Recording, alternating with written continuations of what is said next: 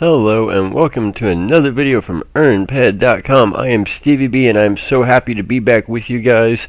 I know it's been almost 2 weeks since I have posted a video, maybe a little bit longer, and it's actually been about a week and a half to 2 weeks since I've even logged into the game. So very happy to be back. That's probably the longest I've been away from EU total since I started 4 years ago.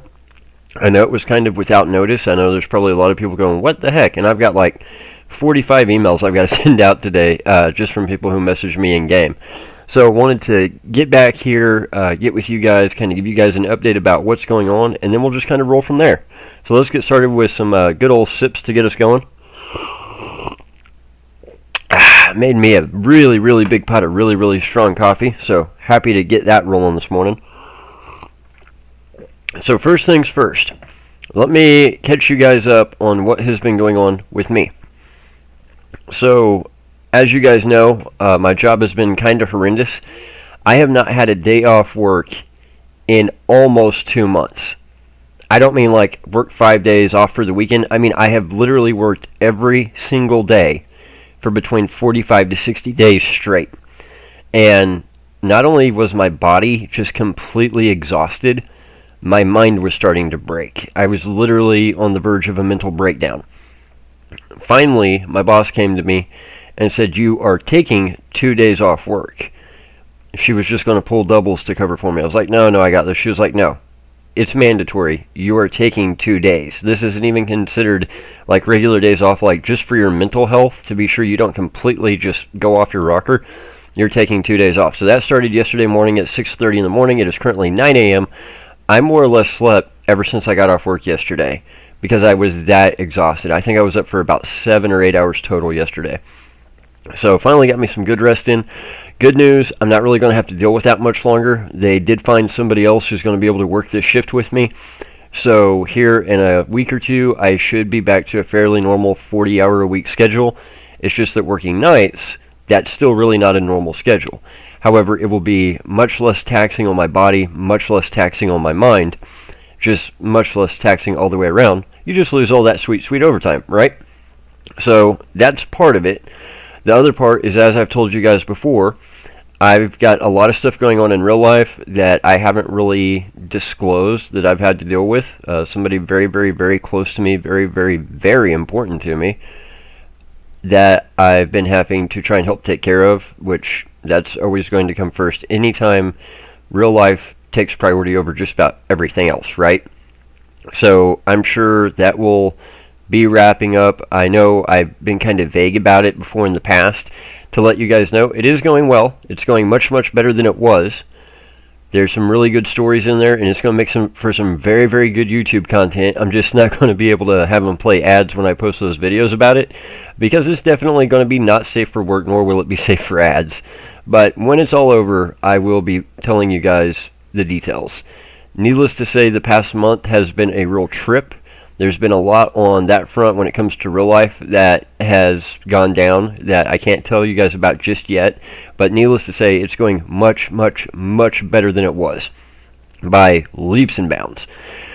So that said, I want to get this video started off by making a correction from a video I did right before my little hiatus. Oh, I guess I should probably tell you guys the big news of why I took the hiatus to begin with. I didn't actually take it because of work and my mental health declining and the real life stuff. I took it because Loot.tv is coming to EarnPED.com. So we have been approved to be a Loot.tv partner. Yay, good news there. The problem has been getting it implemented on the site. So the thing is, I don't code for a living. I don't design websites for a living. I don't program for a living. So just because I do something as a hobby and I'm fairly proficient at something doesn't mean that I know the ins and outs forward, front, and back. There is a fatal flaw in how I set everything up years ago whenever I very first started EarnPED.com. I thought it was a me problem because I couldn't figure it out when I first started the website. I hired some programmers in Australia. They couldn't figure it out. These guys did code full-time. And I even went to people who do penetration work for like banks and casinos. They're essentially white hat hackers that banks and casinos pay to break in and then say, where's the system vulnerabilities? I had them look at it and they couldn't figure it out. It's not a security thing. It's a getting things to function properly thing. But nobody could figure it out. And I thought it was just me. I thought I was just, the guy that does this as a hobby. I'm the amateur. And maybe I'm just not smart enough to figure it out. But I ended up coming up with a workaround. It ended up working, and EarnPED's been beautiful ever since, right? Well, going through this process a second time with Loot.tv, what I realized is it's not me. I've essentially got two things that are in conflict with one another that are causing something to not function the way I want it to function. Essentially, I've got System A, which does one thing. I've got System B, which does another thing. And I want A and B to both function independently. But something is happening where A is causing B to not function. And I really need B to function. A is kind of optional. So once that light bulb came on, once I figured that out, going through this process of trying to implement Loot.tv, I was like, da-ding, no-brainer. So the good news, even though I don't have Loot.tv fully integrated into the website yet, I'm going to be working on that today after the video. I'm actually not going to be playing the game today. I logged in to fly back to Next Island because I've got to pick up an armor piece from Socrates back for May. And then I'm immediately logging out and I'm working on implementing Loot.tv until I get Loot.tv working. Pretty much that is my one and only goal right now, is to get Loot.tv implemented on the website. Other than work, other than real life, other than actual sleep, my one goal in-game is not even an in-game goal. My one goal in-game is to get Loot.tv working for you guys. Once I've got that implemented and working, then I'll be back in-game. That's the only reason, other than life, work, and sleep, that we haven't done the Fight Club yet. I wanted to do the Fight Club by the end of June, but obviously that didn't happen. Today's July 3rd. So the only reason that hasn't happened, I figured I would take a 2 to 3 day hiatus. I didn't know it would take me almost a week and a half to get this thing implemented. Anyway, good news is not only do we have Loot.tv coming to EarnPED.com, but because I figured out through going through this process of implementing Loot.tv that I've got this contradiction where A is causing B not to work. After I get Loot.tv implemented, my next goal over the next month or two is going to be to go back, just get rid of A completely, make B function the way I want, and then I can just pick a different A, which is fine. That's easy. That's really good to do. And when I do that, that is going to hopefully open the doors to so many more things that I can do for you guys. It's going to open the doors to me doing all kinds of things to let you guys earn PED that I was never able to do before, that I should have been able to do before. And that's what was really upsetting me back when I started EarnPED.com, is there were all these ways I should have been able to give you guys options to earn PED, and the software was there. Everything was there. Everything was calibrated correctly to do it, and it just would not work. And I couldn't figure out why. Well, it's because of another piece of software that I had that was working in conjunction on another piece of the site. It's essentially stopping the software from allowing me to do what the software should allow me to do. So because of that, if I just get rid of A completely, I should be able to open the floodgates to allowing you guys to earn PED through various methods, which would be absolutely amazing. So that will probably be coming down the pipe in the next couple of weeks, maybe a month, 2 months, something like that. Right now, my primary goal is if I can just get Loot.tv fully functioning and implemented on the site before I have to go back to work tomorrow night at 10 p.m., that makes me super freaking happy. If I can do that, I am in glorious shape. Now, obviously, if Monday, July 4th at 10 p.m. comes and goes and I don't have Loot.tv functioning on the site, I'm still working on it. So just know that it is coming. I've even been in contact with the guys at Loot.tv. There was one small thing that they helped me with that helped out tremendously, and essentially the rest is on me. So it will work. I've done it before. I've just got to replicate what I did and do a little bit of tweaking, so we'll be good to go there. So that being said, let's move on past that now that you guys are fully caught up. Glad that only took 10 minutes. So I made a mistake whenever I was talking about EntropiaCrate.com. So first of all, let me back up and let me cover the mistakes that I made, because trust me, I got to hear all about the mistakes that I made.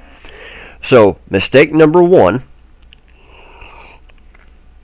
when I was talking about the Amazon gift card Entropia Crate does not allow you to get a 100% value Amazon gift card for your hideout points. I was wrong about that. Turns out hideout.tv actually offers that 100% value Amazon gift card. However, you have to redeem it directly from hideout.tv. So the thing is, to redeem your points anywhere else, you're going to get less than 100% value.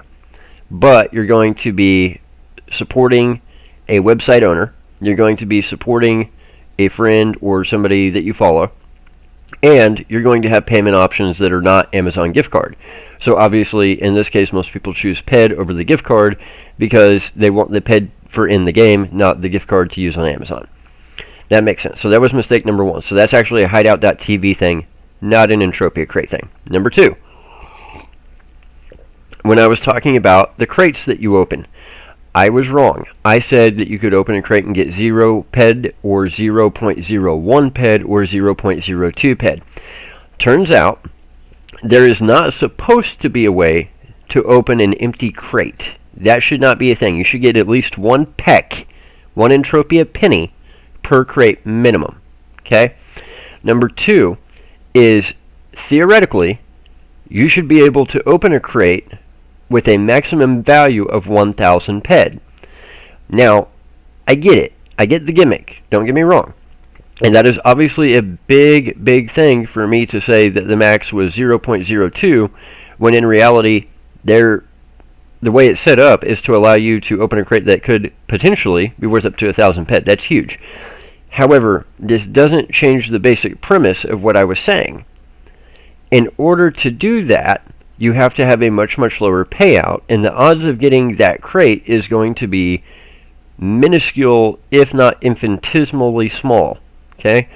So when you're looking at a payback period, does this really change the game theory that much? Not really. If you knew the exact breakdown of how often you were going to open a crate worth 0.01 and how often you were going to open a crate worth worth 1,000 PED, it really wouldn't change the structure of the payback that vastly. Not even long term. Knowing how much you would have to essentially give up to get is big. So let me think of a way that I can put this into terms that might be easier to understand. So let's say that I have a casino, and I tell you that I am willing to give you $100,000 in cash right now. Or you can go into my casino and you can take a shot at gambling. Now here's the thing. If you want to go into my casino and take a shot at gambling, I will give you $10,000 in cash. So you can have $100,000 right now, or you can have 10% of that, $10,000 in cash, but you have to gamble in my casino. Now, you pick the $10,000 in cash, and you go into the casino. And in this casino, there's only one slot machine. And every time you hit this slot machine, it's going to pay out at least a penny. But it might pay out $100. You have to put the whole $10,000 into that slot machine. How long is it going to take you to get to $100,000? I know it's not a perfect example, but roll with me here. It is going to take a freakishly long time. And that is because whenever you're talking about games of this nature, the highest award is that 1 in a bajillion shot. It's that award that can take years to hit. Yes, maybe you open the first roll of the slot machine right out the gate, you hit the button, and you get the $100 reward right away. Cool. But what's more likely to happen is you are more likely to get reward after reward after reward after reward after reward after reward after reward that is exactly the same. And then if you do this for a long enough period on a massive enough scale, you might finally trigger the big reward. And that's essentially the system that Entropia Crate has set up with their crates. Now, I don't know what the odds of getting that 1,000 PED crate are, If they would like to disclose that to me, I would be more than happy to take that into account. If they would like to actually tell me like what the disclosure rate is for how often you're going to get the 1 PEC award, how often you're going to get the 2 PEC award, how often you're going to get a 100 PED reward, how often you're going to get a 1,000 PED reward, I would love to have that information. I would love to be able to actually sit down and analyze that game. So far, they have not seen fit to disclose that information to me. So my assumption has to be that the 1,000 PED reward is excruciatingly slim chance and snowballs chance in heck. Not impossible. Somebody will hit it, but the odds of it happening have to be extremely low. And this actually makes sense in the context of Entropia, because it's like a global or a HOF. So let's just take an all-time high HOF as an example, and Mayhem being the perfect example versus regular hunting. A lot of people go out and they hunt for an hour, and they'll hunt the same creature, and they shoot pretty fast, and they get a lot of kills, but after an hour, they just log off. They're done playing the game for the day, right? Well, what are the odds that they hit a huge HOF or an all-time high? Not very good. They might have hit a global, maybe 2. But did they hit anything worth mentioning as far as, like, actual TT value? No, probably not. Now, let's compare that with something like Mayhem. If you do a proper Mayhem run, you are going to hit a HOF. Guaranteed. Every time. You are probably going to hit pretty ridiculously high HOFs and set personal all-time highs. That's very, very, very likely, because you are cycling through the chances so fast, and there's so many of them for such an extended period of time, that it's just bound to happen if you do Mayhem right. That's why almost every Mayhem is when I HOF. Pretty much every single Mayhem, I HOF at least once, usually multiple times. And in fact, they're usually my personal best, because after each Mayhem, I usually end up in a higher category for the next Mayhem, meaning more cost to kill, meaning larger payout. So like my very first Mayhem was a Halloween Mayhem, and I hit my first HOF, I think it was like just over 2,000 PED. And then, like, let's take this last Christmas Mayhem, for example. At Christmas Mayhem, I hit a couple of small ones that were right around 1,000, a couple in the 500 range. And then I hit like a 5,000, and then I hit like an 11,000.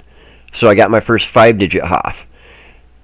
Doesn't mean I was making profit. Doesn't mean I was making money. All that does is mitigate my losses, right? Well, kind of the same thing.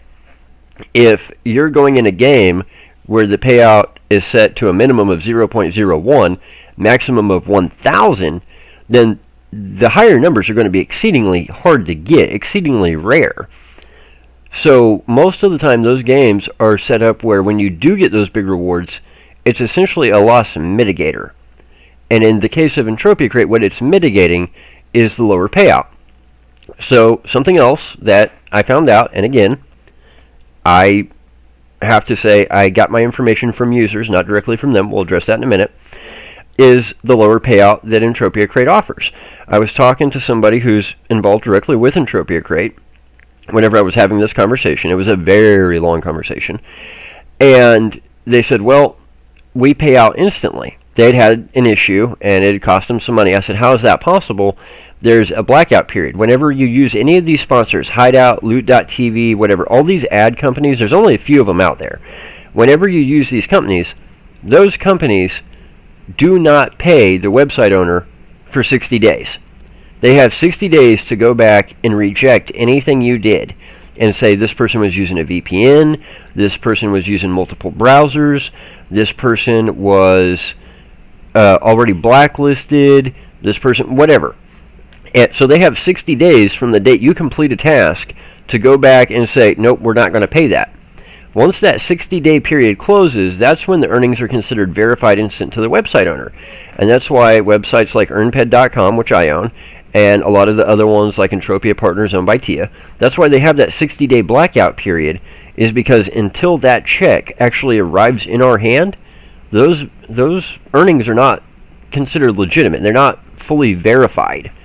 So if we pay you today for something you did today, then 2 months down the road, they decide it was disqualified or against the rules for some reason, They're just going to take that money out of our pockets. So I said, how was that able to happen? Because given that 60-day blackout period, that should have been impossible. Well, it turns out Entropia Crate pays immediately. So you can complete an offer right now, and they will pay you right now. And the answer I got was, that's the reason that we have such a low payout rate, is because all those chargebacks we have to eat. But we do it because it provides a better user experience. I have to disagree.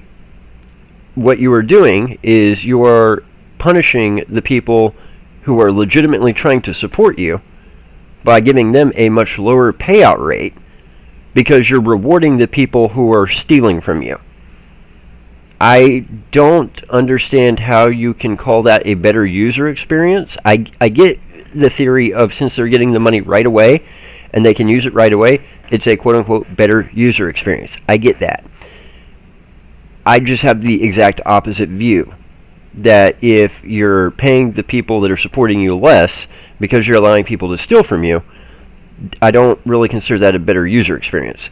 But again, this is why I don't mind covering my competitors. This is why I love covering my competitors, because different people have different views on business. And people do different things in business. And that is what makes it beautiful. It's not a bad thing at all. You can have two different ideologies, two different views on the world, and the exact same business, and actually both can be right.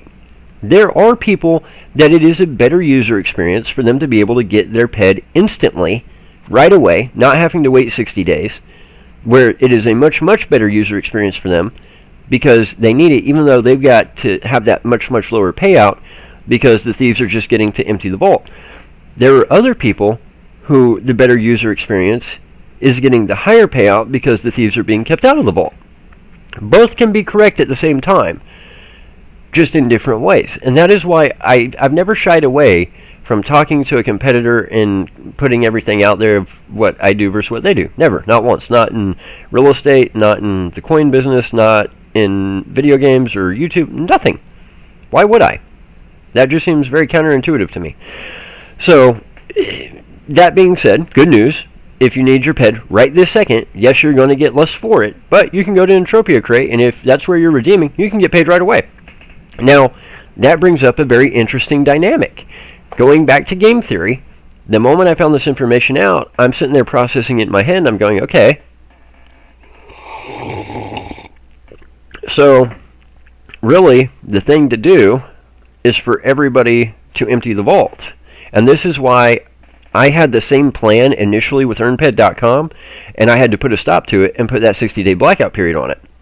The problem was, I was doing the same thing when I very first started. As soon as you made the earnings, I would turn around and pay the earnings.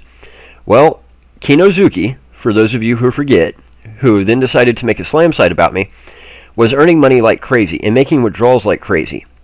And I was like, man, this kid's killing it. I was really happy. And then all of a sudden, everything he had ever claimed gets charged back. Now, we're talking like a whopping 60 PED. It was nothing. It was like $6. But it all got charged back, and he was stupid enough to send me a screenshot where he had like 18 tabs open, which is definitely against the rules. You can't just be watching Hideout.tv on 18 tabs. Obviously, they're going to charge all that back. So I banned him. I called him on it. I implemented the 60-day blackout rule because I told everybody from the beginning, the first time somebody screws me on this, it's going to screw it for everybody, and I'm going to enforce that 60-day blackout rule. And then he wants to make a slam site about me, try and put all my real-life personal information out there, make all kinds of crap up, Photoshop stuff about me from Facebook and throw it on there, which is poorly Photoshopped, and hilariously, had he had the real conversation, it would have been so much better. But, you know, that's fine, because I don't hide. Everybody in game has known who I am, where I live, what I do. My life's an open book to most people. But yet, he wanted to hide behind his avatar. He has constantly hid behind his avatar. Kinozuki's hid behind his avatar for going on 3 years now. And I just find it hilarious that I guarantee you, if I could figure out who he was and where he was, and I put his real life information out there, it would be so sweet, because I guarantee you that'd be a story worth covering. There is a very particular legal reason I have never tried to find that information out beyond a cursory glance at just would it be super easy to find out. it can be found out. I've been made very, very assured. I've been guaranteed that if I pay somebody $5,000, they will guarantee me within 7 days I will know everything there is to know about Kinozuki. Name, address, phone number, where he lives, what his mom likes to eat for dinner, what his dog's name is, what kind of kibble they eat, every dirty deed he ever did, every skeleton in his closet. That offer has been on the table since day one. The first phone call I made when that slam site came up, I was told point blank, $5,000 in cash in 7 days, you'll know every secret he ever had. However, there is a reason, a very, very specific legal reason, I have never made that payment. A very, very specific legal reason I have waited and will continue to wait. And at some point, it may be worth doing, it might not. However, moving past that, the reason I had to implement that 60-day blackout period was because whenever you do that, essentially what it happens is it becomes a version, not a perfect version, but a version of the prisoner's dilemma. So the dilemma becomes, is it better for the individual to do things properly and redeem their points and get their PED, or is it better for the person, even if they would normally do things properly, redeem their points and get their PED, is it better for that person to do what the other guy is doing and just try and rack up as many points as they can before it all gets shut down? So this is a very interesting game in game theory. It's one of the most basics. It's very, very, very similar to the prisoner's dilemma. So similar. So you have a person who would normally do things the right way, who would normally then redeem their points, get paid, and then repeat. But this person knows that the other prisoner is not doing things the right way. They are doing things the wrong way, but yet they are getting rewarded for it at a much greater rate than they are for doing it the right way. And they also know that because of that, there are other prisoners who also would normally do stuff the right way that are now going to do stuff the wrong way to get rewarded at a faster rate and a higher rate of return, which inevitably will lead to the ability to earn it all being taken away, or that blackout window being enforced. So then what ends up happening is they go, well, I have to do what I would normally not do. I normally would earn the right way. I have to earn the wrong way. I have to try and rack up as many points as I can. I have to try and withdraw as much as I can, because at some point these chargebacks are going to get so large from so many people doing it, it's going to break the back of this thing, and this just isn't going to happen anymore. The cash cow is going to be gone. So that lower payout rate, yes, it deals with the immediate issue of the chargebacks. You have the lower payout rate for the legitimate earners because you're eating all the chargebacks from the illegitimate earners, and that lower payback rate does that. What it does not do is it does not stop the domino effect of the legitimate earners then becoming illegitimate earners, because everybody is trying to become an illegitimate earner before the floodgates shut because of the chargebacks. That's what it doesn't do. Essentially, it's just rewarding the bad behavior, which just leads to more bad behavior, which is why I never went that route to begin with. It would have been great for me to set my payout rate at 30, 35%, 20%, somewhere in there, and have this ridiculously low payout and just pay the PED right away, eat all the chargebacks, and then hope there wasn't chargebacks, because that would leave me a much bigger profit margin. That would have been brilliant. However, if I reward that bad behavior, all that happens is more and more people start becoming bad actors. There's more and more bad behavior with more and more chargebacks, which leads to an unsustainable, essentially, fusion event. So it essentially ends up blowing up at some point. Now, when is hard to say. It's like a Ponzi scheme. Some Ponzi schemes go for a month and they blow up. Bernie Madoff pulled it off for 40 years. But it's almost guaranteed to happen. I hope it doesn't, because the guys at Entropia Crate, they're great guys. And the thing is, they have the ability to adjust on the fly. So if there are a lot of bad actors, and they know that there's normal people who are good actors who start becoming bad actors, and they see that the bad behavior being rewarded is leading to more bad behavior, they can change it on the fly. All they got to do is start implementing that 60-day blackout period. That'll solve that problem. So it's not like it's going to bankrupt them. But I really hope it works, because there are so many people in this game who really need to earn 3 PED and then be able to get paid 20 minutes later for it. Because that really is a benefit for a large number of people that play this game. So I'm not saying that because this is derogatory in any way. I'm just trying to examine the difference between what I do, what they do, and some of the theories back behind it. So from a theory standpoint, the best idea would be, since the good actors are being rewarded less, the bad actors are being rewarded more, everybody just becomes a bad actor until something changes. A dynamic changes, the calculus changes, and either the payouts stop completely, or they get lowered, or they get raised, or a blackout period gets installed, something to change the calculus of the entire event. So taking this from Entropia Crate, forget about Entropia Crate for a second, put that to the side. I know you guys can't see my hand motions. Let's look at real world events. So there was a famous incident. You guys will love this story. There was a famous incident years ago. There was a little bitty out-of-the-way casino, and they decided they wanted to do a promotion. So their promotion was they were going to, for Friday the 13th, let you have a side bet in blackjack equal to your original bet on the table. So if you bet $100 on the hand, you could bet $100 on the side bet. If you bet $1,000 on the hand, you could bet $1,000 on the side bet. And the promotion was something like this. For Friday the 13th, the side bet was you were betting whether or not your first 2 cards were greater or less than 13. You could pick either. So you could pick side bet of greater than 13 or less than 13. Now, anybody who's played blackjack for 2 seconds knows this is the old over under 13 side bet that they did away with decades ago, because it is horribly flawed, because any counting system can just beat the crap out of it. So usually when that side bet did exist prior to this promotion, it would be limited to like a $5 side bet, and even that was exploitable. This was, as I understand it, and I could be wrong, you would have to get this information from somebody who was actually there, but as I understand it, you could make the side bet equal to your original bet, something like that. Anyway, this promotion was so flawed that everybody realized that this promotion was going to be shut down quickly. So 24 hours before the promotion started, the casino was so full of people that were all professional players. Everybody who is anybody in the professional gambling world was there. You could have walked into that room and gotten autographs from people, and literally gotten an autograph from every single person who ever wrote a book on blackjack or is in the Blackjack Hall of Fame. They started paying for seats 24 hours in advance. They would walk up to a table, people would be sitting there, all the seats are taken, and they would start saying, how much money do you want for your seat? I'll give you $100, I'll give you $200, I'll give you $300 for your seat.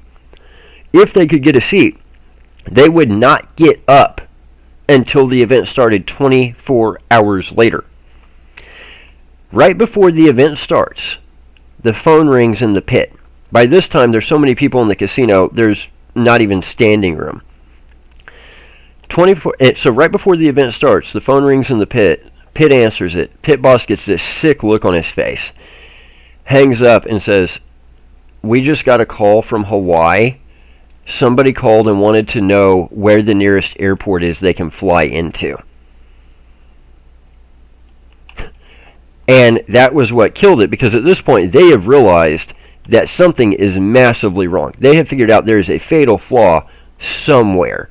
They have no idea where, but they're looking around at a casino that might usually have 100 people in it at any given time.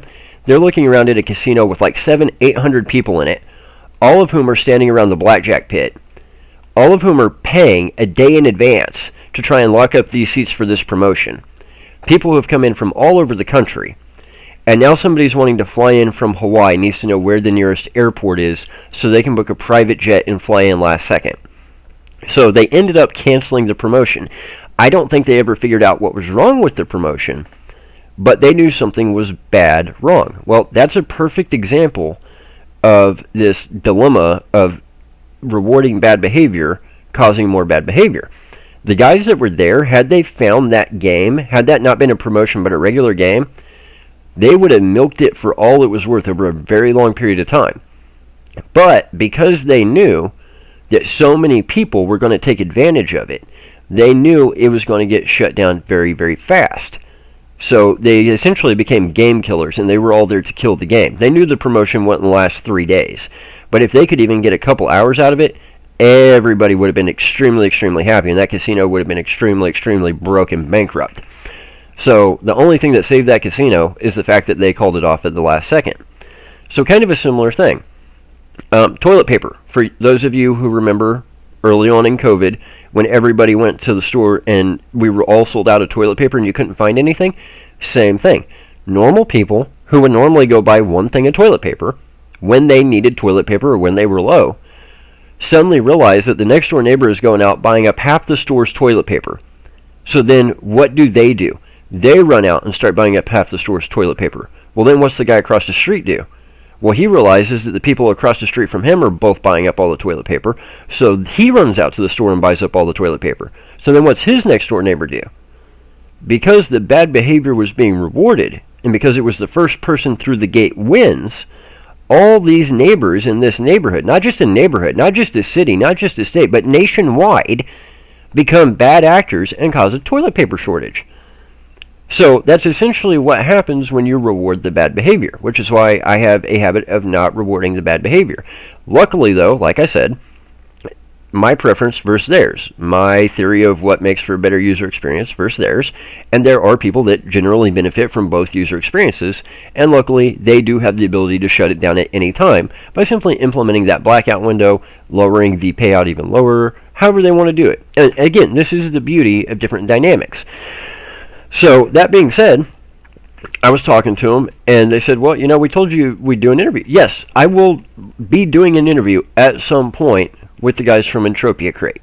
I would love to have them on. We might even start doing regular interview segments where I do other players or other website owners or both. I don't know yet. But right now, I just haven't had time. I haven't even logged into the game for a week and a half because of life, work, Loot.tv getting implemented, and everything else I've got going on. But I do totally plan to do that.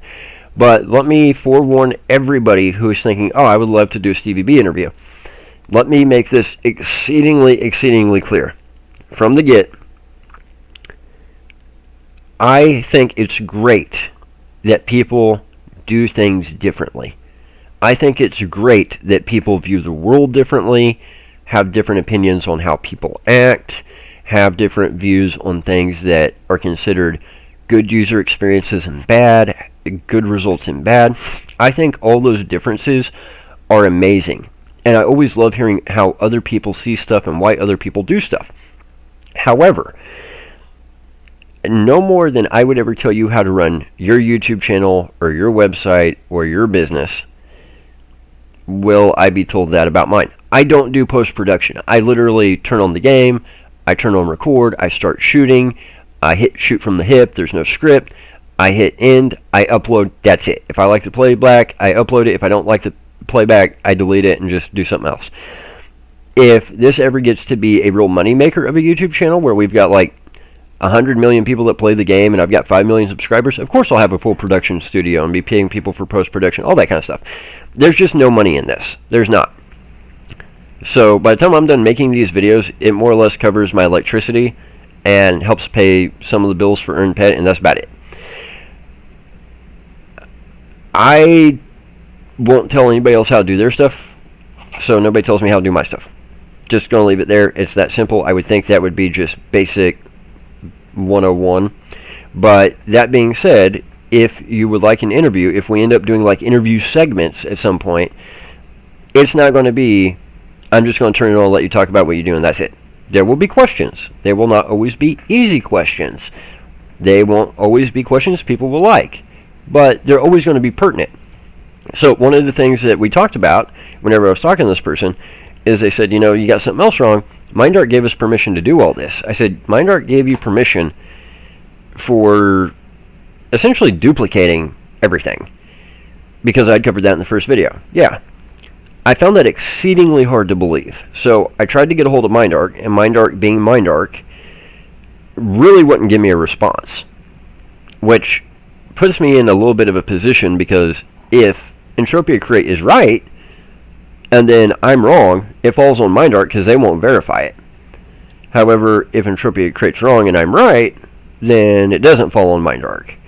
So why MindArc wouldn't just tell me yes or no? I don't know. They're like, 0 terms of use. I'm like, the question wasn't terms of use. The question was, did you provide a licensing agreement or not?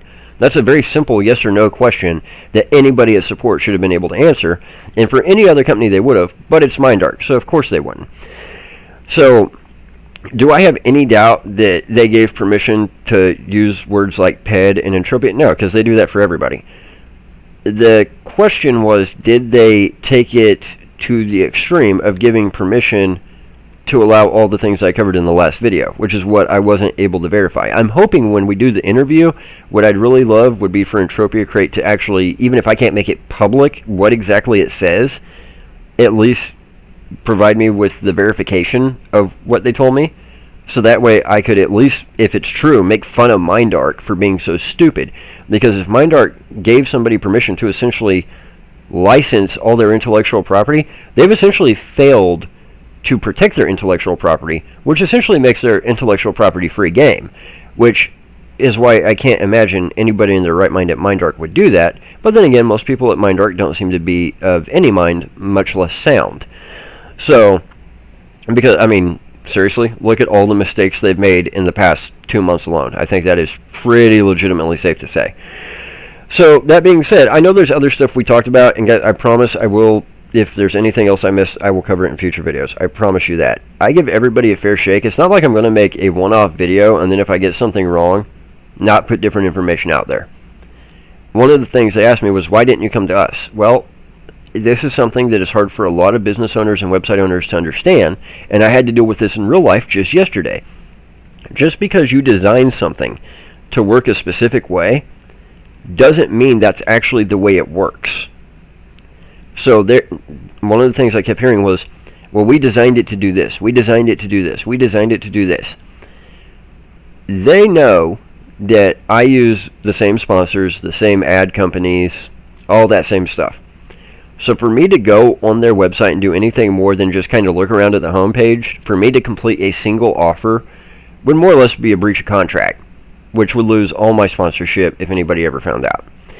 So no, I'm not going to do that.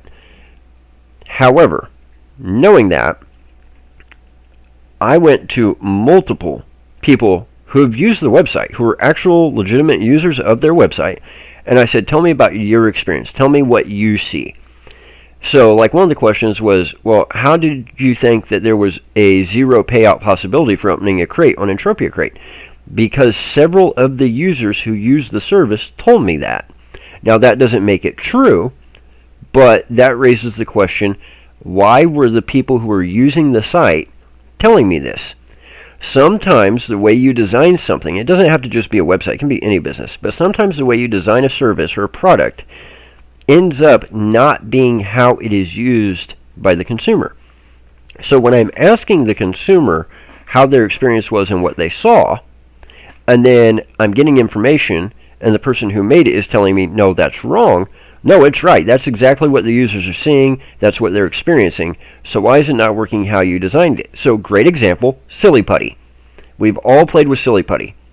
Silly Putty was not made to be Silly Putty. Silly Putty was made to be wallpaper cleaner. I kid you not. Look it up. True fact. Silly Putty was designed so that when your wallpaper got dirty, you would take Silly Putty and you would roll it on the wall and it would clean your wallpaper. However, it was far more enjoyable and there was far more demand as Silly Putty, as a child's plaything, than as a wallpaper cleaner. So, knowing this, they were like, we can sell a very, very small amount of Silly Putty as wallpaper cleaner, or we can sell bajankloads of Silly Putty as a child's plaything.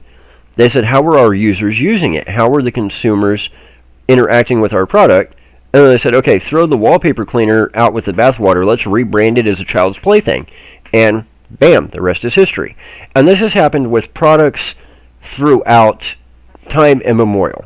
There have been all kinds of things out there where a company or person produced a product for one purpose, but the way the consumer interacted with it totally changed the game, and it was used for something else entirely.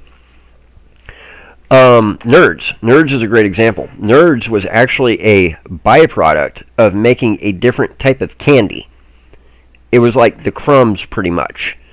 And then they figured out that the crumbs were yummy, so they just took the crumbs that were left over from this other production process and repackaged them, and that's how we got Nerds. I mean, this happens all the time. So one of the things that I told them was, knowing that I got this information not from just one user, but from several different users who I talked to about these same things, maybe look at what you designed and how you designed it to work, and look at the information I'm getting from the users and the feedback I'm getting, and then see what's different. Do I think there was a crate that was set to no award? No, I think what was happening was people were opening the crates, and then they were also doing something else. It could have been the mini game on the Entropia Crate website. It could have been playing Entropia itself. They could have been doing something else entirely.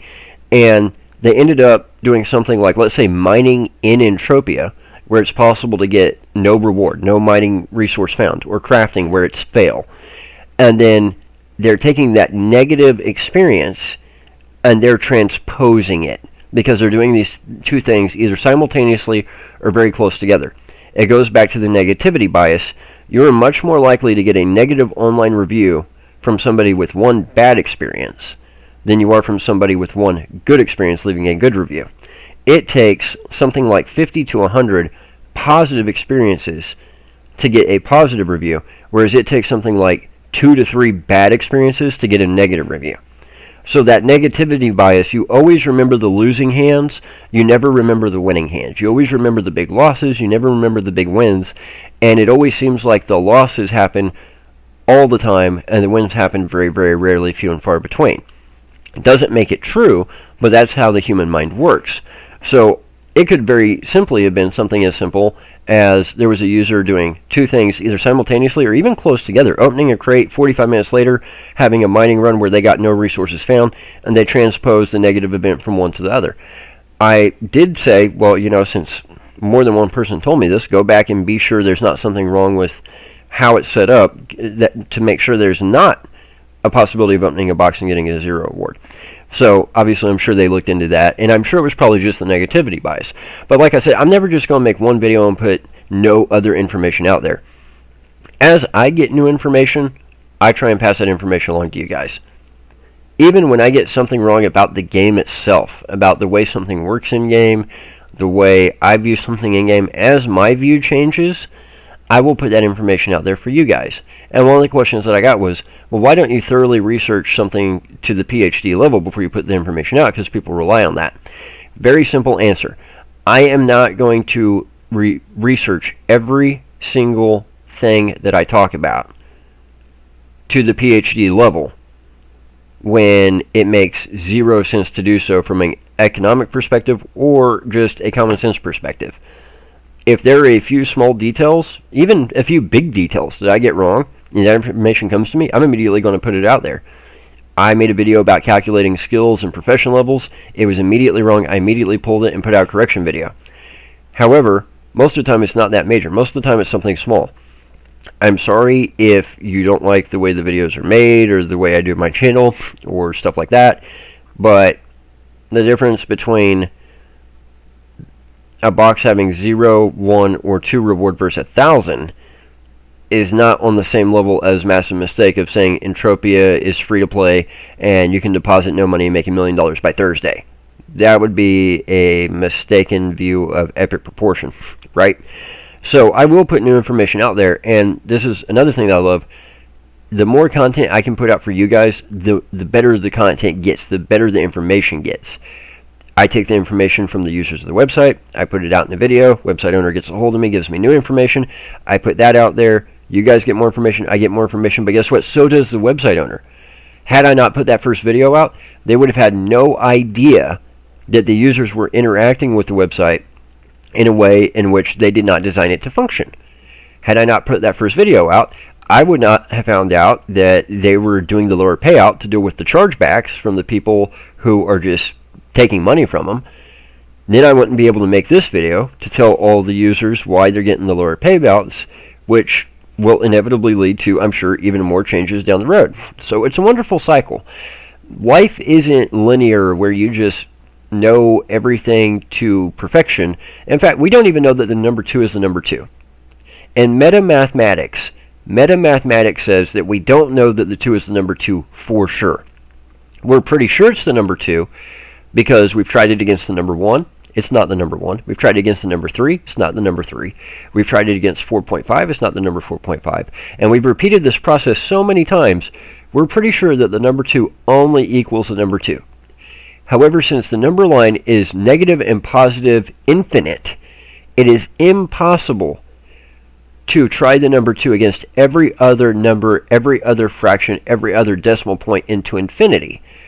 So it is possible that there is a quantity out there that 2 equals other than just 2. We just haven't found it yet.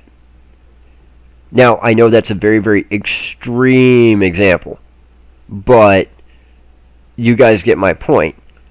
If you have something that you are fairly confident in to a fairly high degree of confidence, then why research it to the PhD level, especially when if the information is not absolutely 100% accurate, it's going to be looped back to you fairly quickly. I promise you guys, if I make a mistake, I'm going to hear about it freakishly fast. I'm going to start getting messages and emails and text messages almost right away.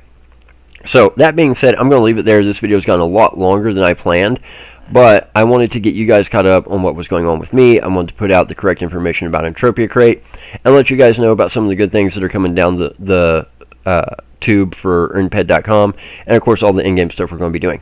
So I'm going to hop off here. I'm going to upload this video. I'm going to get back to work on implementing Loot.tv, try and get that up and running, and hopefully we'll have the first fight club here in the very, very, very, very near future because so many people are excited about it.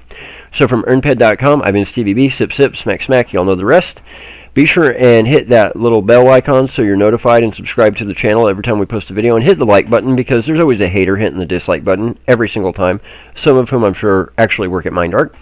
And head over to EarnPED.com because when you earn, we earn. And that's by far the best way you guys can help support us. We know we're not the first, nor are we the only person that has a website that allows you to earn PED, but when you support us, that is a big, big thing that helps us not only in-game, but more importantly, helps us keep creating this content. Keep putting these videos out. Keep providing new offer walls for you guys. Keep getting new sponsors. So we really, really appreciate that. We'll be back with more videos for you really, really soon. Got a lot of good stuff planned, so keep an eye out. Take care, Stevies.